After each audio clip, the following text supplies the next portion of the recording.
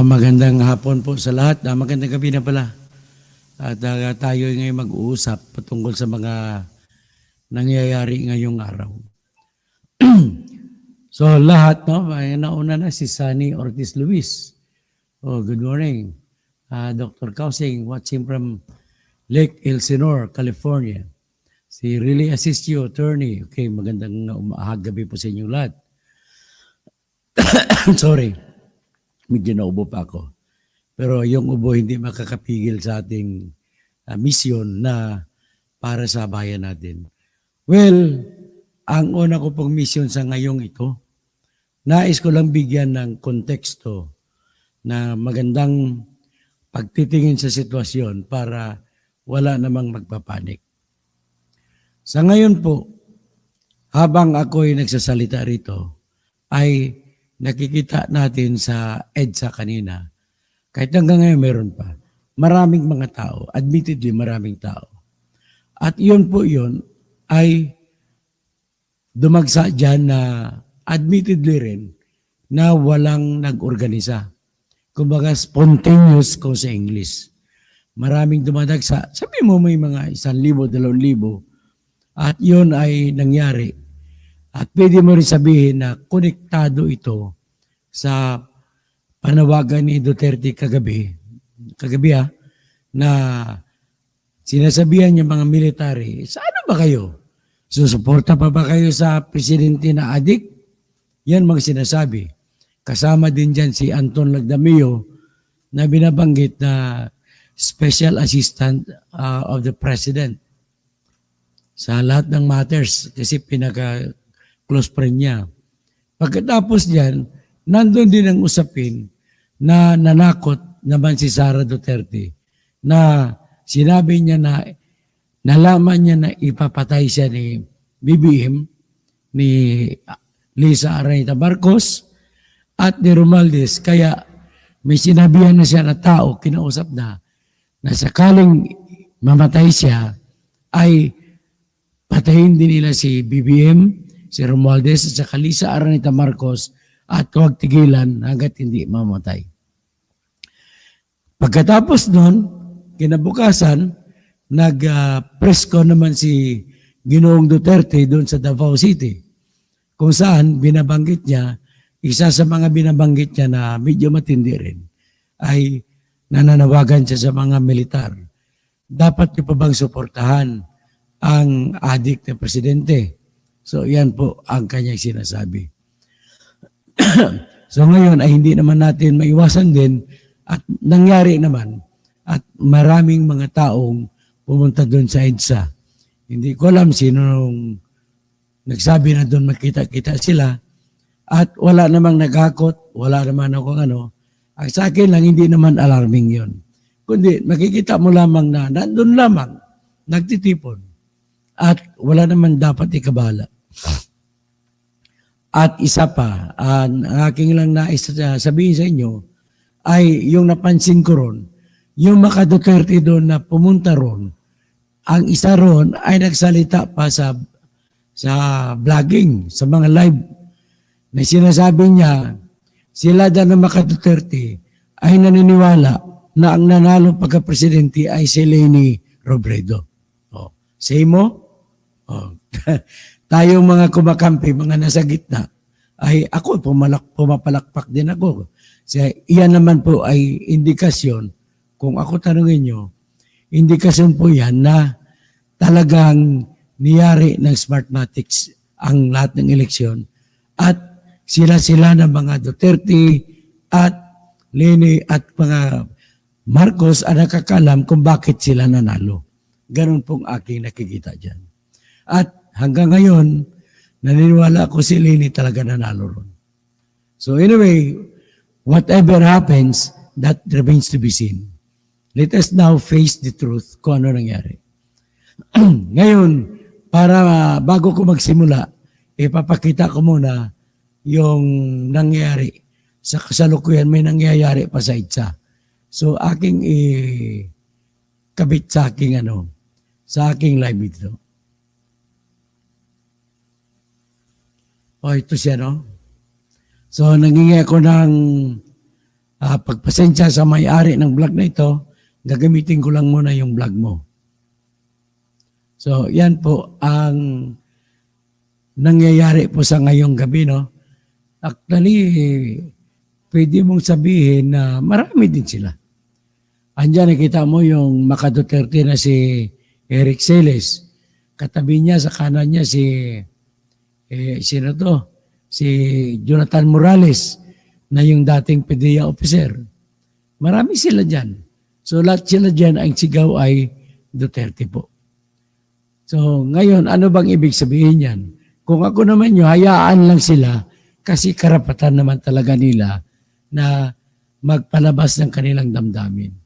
So yan po, yan ay alinsunod sa ating saligang batas na hindi pwedeng gumawa ng batas para ilimitahan o ipakulong ang mga taong nagrarally. Nandyan po yan sa Section 4, Article 3 ng ating Constitution na nagsasabi, no law shall be passed abridging the freedom of expression, of speech, and of the press, nor the right to peaceably assemble and petition the government for the redress of grievance. So yan ang sinasabi dyan. Yan, to peaceably assemble. Basta peaceful lang. Walang problema yan. Mas maganda pa na hinayaan natin ang sino bang kababayan natin na may hinaing na sumigaw sa kalsada kaysa pigilan natin. So yan po yung diwa dyan ng kalayaan ng papapahayag. Kasama rin po yan sa freedom of expression. Anyway, yung mga yan ay dumagsa dyan, karamihan po dyan ay mga narinig ko lang, ay mga galing sa kung saang lugar. Tapos, ang lagi na sinasabi, wala pang nag-organisa sa kanila. Kung ano man ang meron yan, kahalagahan, yan lamang po ay nagbibigay ng katibayan na hindi natin pwedeng baliwalain kung ano man ang mga galaw o mga salita ng mga bawat politiko. Ang aking nakita dyan ay unang-una, dapat tigilan na natin sa ating bayan yung manggigipit. Kahit konting panggigipit, huwag na tayo manggipit. Tigilan din natin yung panlalamang, kahit konting panlalamang. At dapat tayo maging disente lahat. Bakit ko sinasabi yan? Ibig sabihin, ganito yan. Kagaya po nung ginawa, alam mo, sabihin ko na yung mga Tolpo brothers, bakit pa kayo tatakbo pagka-senador, nanlalamang na kayo? Oo, popular kayong dalawa, Ben Tolpo at Erwin Tolpo. Pero bakit pa kayo tatakbo? Kayo po ay nanamantala, kaya kayo ay nagbibigay, nagdadagdag ng hinaing sa mga tao, karapatan ng mga tao maghinaing laban sa inyo. Although, baka manalo kayo. I'm sure enough, baka manalo nga talaga kayo. Pero, huwag niyo naman samantalahin. Hinahalimbawa ko lamang kayo sa ginagawa ng mga tao ni BBM. Number 2, yung ginagawa naman ni BBM sa pamamagitan naman ni Romualdez, na ubusin ang ayuda sa pamimigay sa bawat probinsya na tagbibigay 5,000 o di kaya 10,000. Naubos na po yung pera ng bayan sa ayuda at pag dumating na yung bagyo, wala nang maibibigay. Ang problema po rito ay siningit ninyo.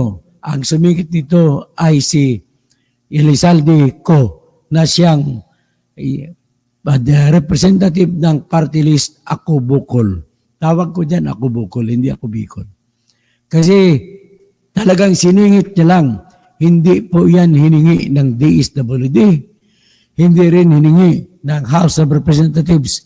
Hindi rin hiningi ng Senado na magkaroon ng AKAP funds, ayuda sa kapusang pera.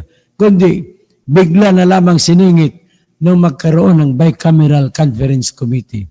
Ang Bicameral Conference Committee po ay isang pagtitipon ng representante ng Senado at representante ng House of Representatives na kung saan ang pakay nila sa pagtitipon o pagmimiting ay pagtugma-tugmain nila ang kanilang version na ginawa ng batas. At imbis na dapat ang gagawin na pagtugmain, ang ginawa nila, sumingit sila ng mga bagong batas at dinagdagan pa ng tinatawag na mga pondo. Bawal po yan. Ang kapangyarihan nyo lamang, Romualdez, ang kapangyarihan nyo, BBM, ay para lamang gumawa ng batas para sa budget natin, hindi para sumingit ng batas. Siningit ninyo po ang batas na 26.7 billion na ayuda. Kaya naubos ang pundo ng bayan. Ano naman ngayon ang katibayan ko na naubos ang pundo ng bayan? Ang katotohanan na inamin naman nila na ang 90 billion po na pundo ay kinuha sa kaban ng PhilHealth. Ang kaban ng PhilHealth ay dapat para lamang yan sa mga ospital ng mga kababayan natin. Pero binawasan pa ng 89 billion at kanilang gagamitin sa tinatawag nila na mga pagpaikot nila mga ayuda-ayuda. Bakit naman ninyo pinagpipilitan yan? At nangyari yan, nakahuling bagyo, ay hindi na kayo nakapagbigay ng pera kasi ubos na talaga ang pera. Next, ito ngayon, at nagkaroon nga nag-investigasyon, ando na ako, talagang kung ako tanungin ninyo, ay talagang sa tingin ko guilty talaga si Sara sa paggagasta ng pera na binubulsa lamang mula sa confidential fund. Tingin ko lang yan Although nakita ko kasi mga ebidensya na nagsasabi kagaya ng mga hindi mapapaniwala ang mga resibo, mga kagaya ng acknowledgement receipt na kung saan ang tumanggap ay sinulat na si Mary Grace Piatos at yung dalawang Kukoy Villamin na magkaibang perma at marami pang iba na magkapariho ang pintelpin ginagamit. So ibig sabihin, palatandaan lamang yan na magdududa ka talaga. Kaya nga lamang, yung mga na gano'n nangyari ay hindi naging patas. Dapat para maging patas at sa tingin ng tao, sa tingin naman para hindi makapalag ang mga Duterte, kailangan imbestigahan din ang tinatawag na confidential fund ng ibang ahensya. Lalo na po yan sa mga PNP, sa pulis. Magtanong kayo, nagtistigo nga si Joby Espirido na wala man lamang na ibigay sa kanya na intelligence fund sa panahon nung siya'y nagdo-duty. Na ibig sabihin, binubolsa lamang ang intelligence fund o confidential fund ng Philippine National Police. Bakit hindi nyo imbestigahan yan? Ang imbestigahan din ang intelligence fund ng Philippine Army, Philippine Air Force at Philippine Navy. Bakit hindi imbestigahan yan? Napansin nyo ba kung bakit marami mga general ang yumaman? Kaya dapat, para walang papalag, dapat lahat imbestigahan.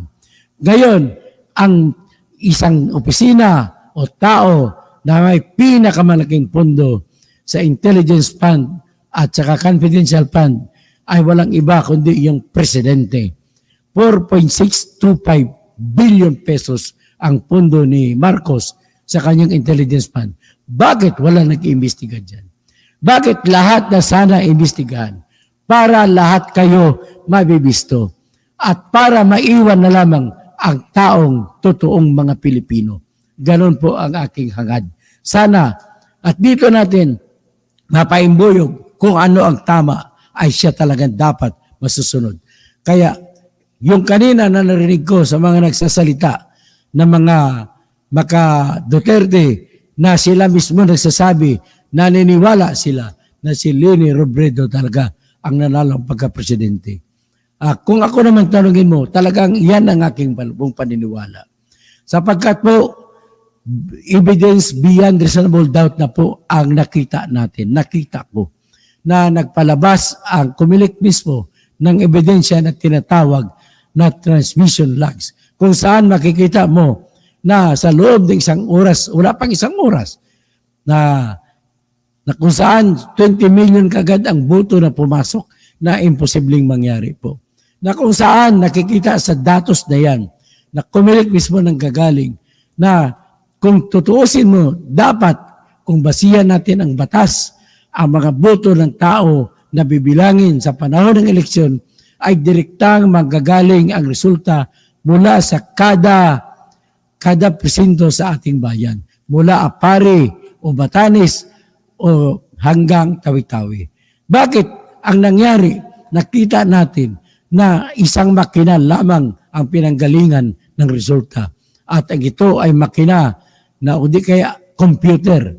Ang computer nito ay may numero na 192.168.0.2. Dagdag pa niyan, galing din ang ebidensya sa COMELEC na nagpalabas sila ng tinatawag na records o talaan ng smart at saka globe na kung saan yung kuno ay datos ng mga boto na nanggaling sa mga presinto. Bakit naman ang tanong ko? Nung tinignan ang ebidensya, alauna pa lang ng hapon noong May 9, 2022 na dapat alas 7 ng gabi ang sara ng pagboto. Bakit may pinadala ng resulta alauna ng hapon pa lang? Sa datos sa titikin, mahigit 7,000 na presinto ang naipadala na mas maaga. So pwede mo sabihin na yung sa 20 million na dumating na resulta sa loob ng isang oras mula alas 7:08 ng gabi hanggang alas 8:02 ng gabi noong May 9 ay kasama na doon binuhos ang mga resulta. Kumbaga, nanggaling sa mga presinto alauna binuhos doon sa makina o computer na may numero na 192.168.0.2 at nang naipon, sinabay sa pagbuhos ng mga resulta na lumabas mula alas 7 ng gabi. So, yan po ang pinagsimulan dyan. Kapag ang halalan ay hindi malinis, talagang mag-aaway ang mga magkakampi sa pandaraya. Kaya pasensya na kayo. Ang tingin ko talaga dyan, pare-pareho yung Duterte at saka Marcos na nandaya dyan sa eleksyon. At kung bakit sila nag-aaway ngayon sa kapangyarihan ay sapagkat pare-pareho silang may hawak na alas laban sa isa't isa. Ang alam ko dyan na iniisip ko na may alas si Duterte na hawak na sasabihin sa bayan na talagang ang nagpapanalo kay Marcos at saka kay Duterte ay Smartmatic. Sa ngayon, hindi lamang nila maamin yan. So ngayon, kung ako tanungin ninyo, bakit nagkaway-away? Ito na po kasi ang kalagitnaan ng pagkakapresidente ni Bongbong Marcos. Naniniwala po ako na nagkaroon ng kasunduan sa gitna ni Marcos at saka ni Duterte na pagdating ng 3 taon, magre-resign si Marcos at papalit si Duterte. At sa ngayon, nakikita ng mga Duterte na mukhang nasasarapan si The Junior at mukhang ayaw mag-resign. Kaya ito nakikita mo ngayon ang ginagawang labanan sa isa't isa. Matanong ko kayo, ano ba talaga ang pwede maging dahilan? Bakit nag-away-away? Natural, pera. Ibig sabihin, pera na nanggaling sa kapangyarihan. Yan po ang problema dyan. Ang naging problema ni The Junior dito ay masyadong naging gahaman itong kanyang pinsang buo na si Martin Romualdez. At si Martin Romualdez ay hinayaan ni The Junior, ni Bongbong, ni BBM na magmamaniobra. Sa kanyang pagpamaniobra ay nagbibigay siya ng mga ayuda. So talagang may intensyong masama. Hindi lamang pagiging presidente ang intensyong kundi gagamitin ang mga ayuda, ibubulsa. Akalain mo na may mimigay ko noon 10,000 sa AX sa AKAP. Pero nalaman ko minsan 3,000 lamang ang binibigay, hindi kaya 5,000. So, nag-ikot na po sila, mahigit 20 na po na probinsya na punta nila. So, kung 1.2 million kada probinsya ang pinamimigay nila. Kung 1.2, kang 21 ay 21 billion. So, 0.2 times 21, di 4. Ibig sabihin, umabot na sa 25 billion ang nagastos nila. Kaya, sa ngayon, mababa pa ang kita ng ating pamahalaan sa buwis. Nakita ko yung datos ng Bureau of Treasury sa Oktubre ng utang tayo ng 140 billion. Sa Nobyembre 2024 ay hanggang ngayon sa salita ko, 105 billion na po ang inutang. Bakit nangungutang? Ibig sabihin po, walang kita ang ating pamahalaan mula sa mga buwis. Hahayaan na lang ba natin ito? So ngayon, kung nag-aaway sila nang dahil doon sa confidential fund, ang isa lang masasagot ko dyan. Yun po ay nangyari dahil dapat hindi patas ang pag-imbestiga. Dapat lahat inimbestigahan. Okay. So ngayon, bakit naman nangyari na nataon naman nung 3 araw o 3 days ago, bakit bumaliktad si Tonying na kakampi nila ni Bongbong Marcos at sumisigaw na sobrang garapal na ang pagnanakaw ng pundo dito sa bayan sa panahon ni BBM. At sinasabi niya na tanging si BBM lamang ang makapagpigil nito. Ngayon, according to Katonying, sinasabi niya na yung mga kontrata ay binibenta ng mga congressman at saka mga senador para kumita. Siyempre, malapit na eleksyon. Ganon talaga po ang mangyayari. So ngayon, bayan ko, ano ngayon ang ating asahan? Ano pa bang ibang problema? Sa ganito, makikita niyo po na pwedeng gagamitin din laban kay Sara Duterte yung pananakot niya. Kaya nga, kinasuhan na siya ng grupo ni BBM at ang kaso ay nag-umpisa sa paghahain ng tinatawag na sabina kay Sara Duterte sa kanyang opisina. At inihain po ito ng NBI ayon sa utos ni NBI Director Jimmy Santiago. So ngayon, pinapasagot siya sa kasong tinatawag na grave threats. Bakit grave threats? Grave threats po ang kinaso nila sapagkat naalala mo, nung nakulong si Zuleika Lopez, Attorney Lopez, na Chief of Staff ni Sara Duterte sa kanyang Office of the Vice President, ay sa loob ng kulungan niya, pumasok siya doon at nagsalita, nag-press-con at sinabi niya na siya ay gustong ipapatay ni Romualdez, ni Marcos, na BBM at saka si Lisa Araneta Marcos. At nagsabi siya na may kinausap na siya na isang tao na kung sakasakaling mamatay siya ay patayin niya rin si BBM, si Lisa Araneta Marcos at saka si Romualdez. Kumbaga, klaro-klaro na sinabi niya, kung mamatay siya, saka palang gagawin yung pagpapatay. So, yan po ang kinaso sa kanya, grave threats. Ngayon, yan po, saan po na pa nanggaling yan? Nanggaling yan, siyempre, brate nila pa naman si Sara. Feeling niya na api na siya.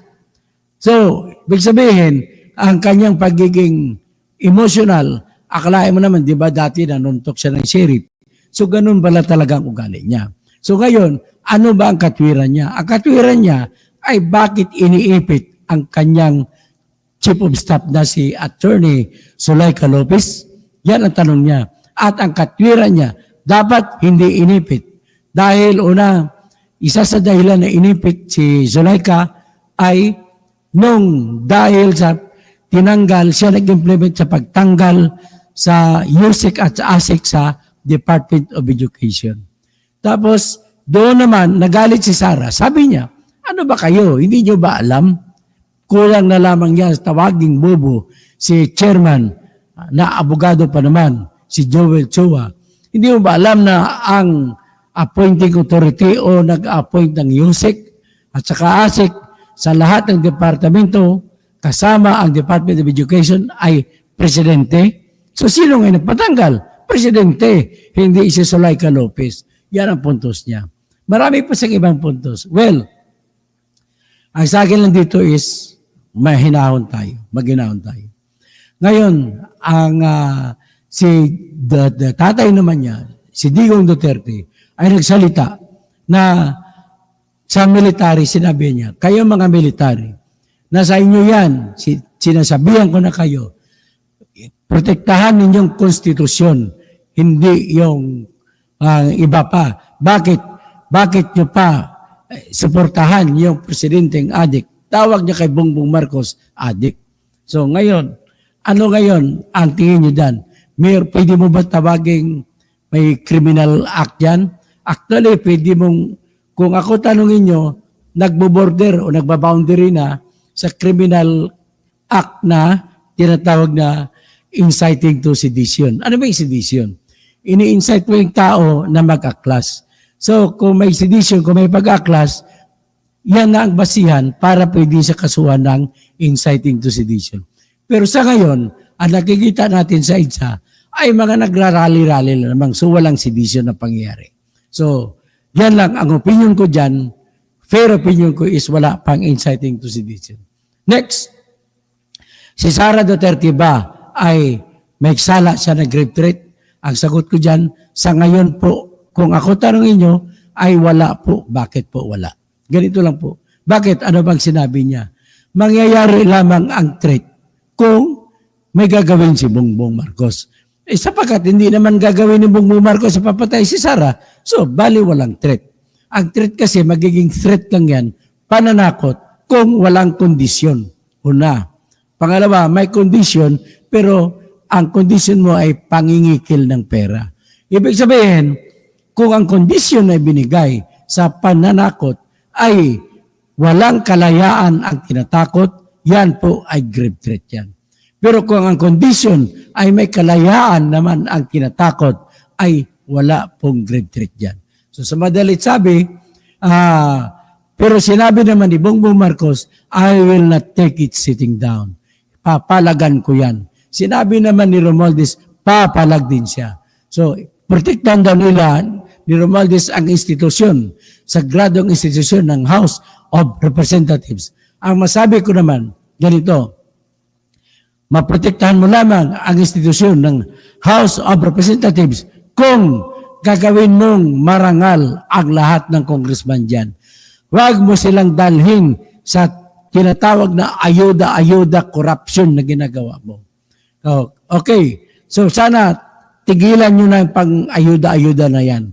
Kasi bakit? Ang ayuda na yan ay hindi nakapagbibigay ng tama para sa Pilipino. Bakit? Parang sinasabi mo yan na binibigyan mo sila ng isda ngayon, ngayong araw lamang po sila kakain. Pero pag tinuruan mo sila na kung paano mangisda, parang binubuhay man rin sila habang buhay. Tandaan nyo po, yung karagatan ay isang lugar na kung saan walang katapusan ang supply ng pagkain. Bakit hindi natin palakasin ang pangingisda sa ating bayan? Di ba gano'n lang kasimple? Isa naman na o walang katapusan ang pagkain ay dyan rin sa ating mga sakahan. Bakit hindi natin palakasin ang ating sakahan? Gawan natin ng irigasyon ang lahat ng 4 milyong hektarya ng palay. Ngayon, 1.2 milyon lamang ang hektarya ng palayan na may irigasyon na 3 beses mag-ani sa isang taon. Pero kung ulan lamang binagbasyan, 1 beses lamang mag-ani sa isang taon. At kung ako ang andyan at gagawan ko ng irigasyon ang 2.5 hectares na palayan para 3 beses din mag-ani sa isang taon. Yan po ang dapat ang ginagawa ninyo. Hindi yung kuha kayo ng confidential. Kaya ang panawagan ko na alam ko, suportan din ako ng kababayan, BBM, tanggalin mo na ang confidential fund mo. Tanggalin na lahat. Ang meron ng confidential fund, ang military, ang police, para tapos checkin natin kung anong ginagawa na sa confidential fund nila. Dapat may confidential fund din ang NBI at ang PDEA. Dapat may confidential fund din ang Supreme Court at ang Department of Justice. Bakit? Para saan? Para may magagamit ang Supreme Court sa pagmamanman ng mga tiwali na mga husgado, tiwali na mga huwis. Ganon din sa Department of Justice para may pundo sila sa pagmamatiyag ng sa mga tiwali na mga piskal. Unless hindi mangyari na tao ang magdesisyon sa mga lahat ng korte natin, walang mangyari po sa ating bansa. Paulit-ulit na lamang mag-away ang mga korap. Bakit? Sino bang nag-away lagi? Sila lang mga korap. Tingnan natin, kumustahin natin ano nangyayari ngayon sa EDSA.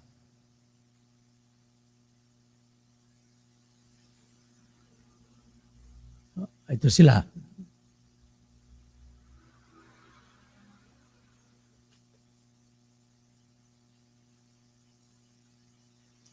So anyway, ang importante, nandiyan pa rin sila. So anyway, kalayaan naman nila yan. Hayaan lang natin sila dyan. At natutuwa naman ako na mayroong ganong mga galaw ng mga mamamayan. Bakit? Yan po ang nagbibigay ng equalizer sa mga namumuno. Kahit sino namumuno, sigurado at least may nakikita sila sa kanila na kumukontra. Kaya bayan ko at tayo po magmamatsyag at naniniwala naman ako na mas marami pa rin ang mga Pilipino na mas mahinahon at talagang action lamang tayo kung talagang walang-wala na. Hanggang doon na lang tayo. At magandang gabi po sa inyo. At ako po ay magtatawag na shout out naman na pasensya na kayo sa boses ko.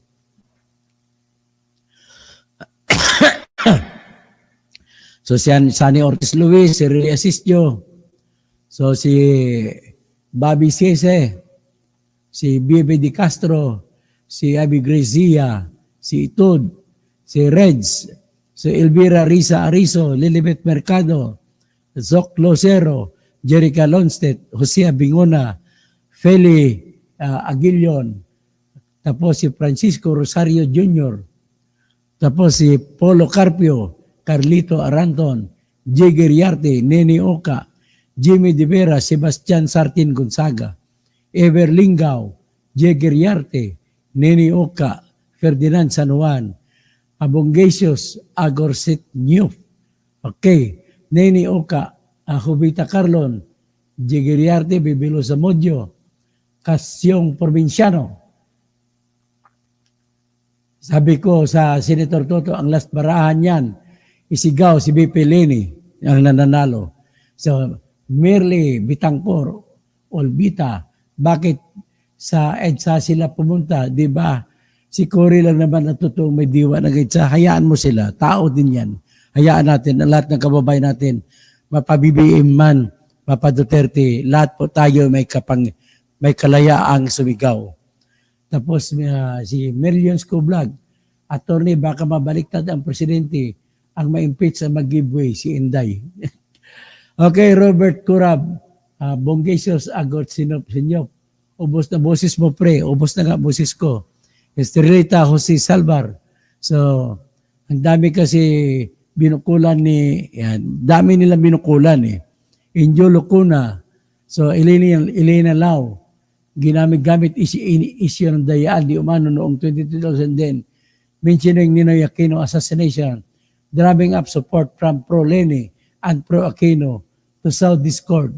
Okay, so Ami Gibana, tapos si Risa Santiago, Luis Bisantos, Jay Geriarte, Puds Daki Bala, Music Lover, Jun Kabinbin, magandang gabi, Kabunyog, Marlene Shibayama, very good ka dyan, Bert, nasa tama ang desisyon mo. Mariska Anderson, Ruel Kagbay, Jay Geriarte, Carmencita Pineda, paniwala namin si Leni talagang nanalo. Risa Santiago, talagang winner si BP Leni. Dayan DRC, noong si Pinoy, 500 million lang confidential fund niya. Kaya dapat tigilan ng confidential fund niyan eh. Naging ugat dyan ng away eh. Kasi pera eh. Elmer, Japi Arante Piñalosa, Rocky Hador, Omam Reax, Jigger Riarte, Maming Talyada, Pedro Mirgal, Rosita Modena, Pres Perez, Omam Reax, 203 billion na budol si Katonyeng. Nako, hindi ko alam ang istorya dyan na nabudol kay Katonyeng. Vote wisely, mga Pinoy. Jamie De Vera, Boplax na Tonyeng, ikaw din ang may kasalanan dahil binoboto mo mga magnanakaw. Okay, so Golds PH, alam ko na kung sino ang totoong trililing at asong ulol. Si Mary Grace Piatos, ingat kayo, baka magagat. Sabi ng mga Duterte, ang totoong Mary Grace Piatos ay si Lisa Aralita Marcos. Manolo Bello, siya Claire Go, tapos si Music Lover, tapos sino pa? Pedro Mergal, tapos Jigger Yarte, walang kapasidad na Duterte gumawa ng people power. Perni Pinto, okay ha, Laban, Kabayan, Bunyog, Maria Perla Ortiz, Pastora Raelia, Rene Raganas, Dali Jimenez, Virgilio del Rosario, Dolph Gols, PH, at Music Lover, Ruben Castrillo, Rene Raganas, tapos si Risa Santiago, Titina Gallardo, Marby Rivera, Sunny Day, Timari Bernardo, sino pa? Si Sunny Boy, si Pogi Tan, Pogi Ton, Langaw, sabi ni libo-libo daw, singaling, ang libo-libo, 1,000, 1,000 na yon. 2,000, libo-libo na yon. Ganun lang kasimple. Pagbigyan mo na sila. Jojo Jestro, siya Claire Go, Marby Rivera, Jigeriarte, Rene Raganas, Romel Bengson, Jojo Diestro, McCoy. Katoto, paki-explain po bakit yung convicted criminal, ay ganito McCoy, ulitin ko naman, kanina nakita kami ni Congresswoman Franz Castro. Pareho po kami inimbita na magsalita sa isang Kristiyano na asosasyon ng mga Protestants. Ngayon, nais ko na sabihin sa inyo, nauna McCoy, nag-apila pa si Franz Castro, kaya hindi mo pa siya pwedeng sabihin na convicted. Ang tao na kinonvict sa RTC o sa MTC ay hindi mo pa pwedeng sabihin na convicted kapag nag-apila pa. So, antayin nyo po pag matapos ang apila para sabihin nyo na convicted. At mind you, Mikoy, in fairness to Franz Castro, I stand for her innocence. Hindi po siya guilty sa child abuse. Bakit po? Kasi po, wala naman talagang nangyari na child abuse. Ang sinasabi ng korte na child abuse, nilagay daw niya at saka ni Saturo Campo sa balag ng alanganin ng mga kabataan.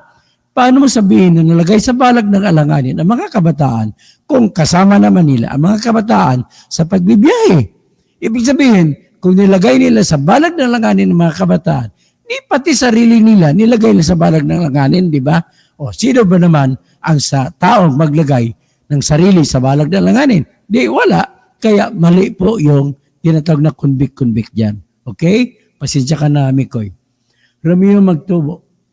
Tapos Romel Bengson, Injo Lacuna, tapos Crispin Rivera, Maya Pabingi, tapos Jamie Ariopagita, Ami Gibana, Rocky Jador, tapos Marlene Sibayama, Pastora Raela, Leonardo Balyon, Sok Lucen, so sino pa? Joe Lao, Ayong Gabi, Leonardo Bailon, tapos Balyon pala, Hubita Carlon, Alt Blanco, Teddy Perez, tapos Jojo Diestro, Danilo Magno, Indio Lacona, Armando Ibarra, Hil Caparos, Declaro, tapos Mikoy, pero dinala nila, hindi nga Mikoy, dinala nila mga bata, hindi po pwede sabihin without consent. Kasi kung without consent, pwede magiging kidnapping. Ngayon, ang katotohanan, binasura na po ng piskalya ang kidnapping na kaso. Kaya hindi mo pwedeng sabihin na walang pagpapaalam sa mga parent. So, kung ano man yan, nagdesisyon ng korte na tanging child abuse lamang ang kaso, hindi kidnapping. Okay? So, AJK Pugo Parmali. So, gusto ng Porchina at Kibuloy Group. Samahan sila ng Pink Lawan. Well, sa mga taong magmamatiyag lamang tayo. Huwag tayo padala-dala sa dalos ng kanilang mga dila.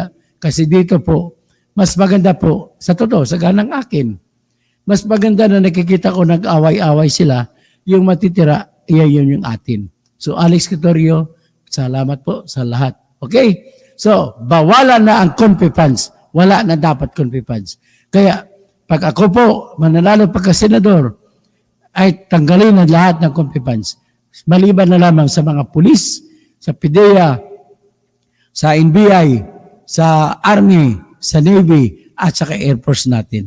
Yun lamang po ang pagbibigyan at pwede nating bibigyan ang korte at saka yung DOJ para mahuli yung mga corrupt na judge at corrupt na mga piskal. Maraming salamat po at magandang gabi sa inyong lahat.